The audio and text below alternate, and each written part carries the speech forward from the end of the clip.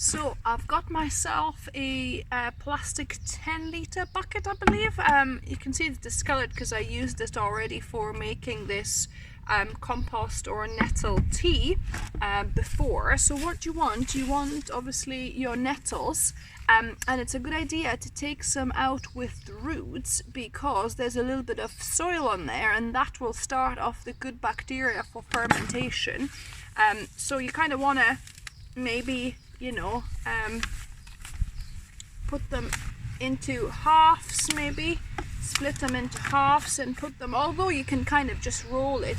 So if you've got bigger nettles like this, you could just kind of roll it and put it in like that.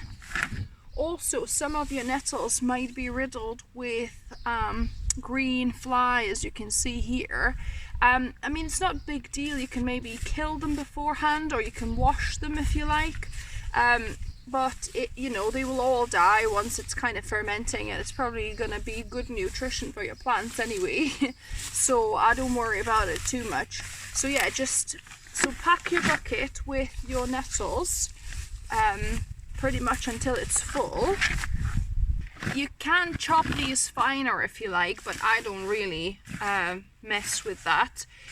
So I've got it kind of like 2/3 full, and now you want to pour ideally either rainwater or filtered water. However, if you just have tap water, that's fine too.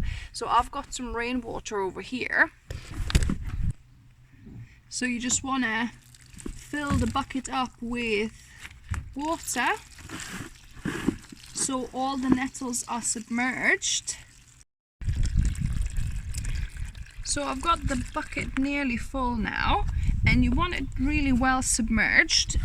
So what we're going to do, I'm going to close the bucket now, and once or twice a week you can just kind of give it a stir, make sure all of the parts are fully submerged in water, and then in 2 weeks time you'll have a lovely nettle compost tea.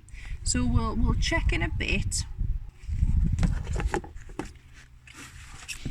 So it's been probably over a month actually since I've put the nettles in, and have a look at this dark liquid here. So I'm gonna just get some out, and that's what's called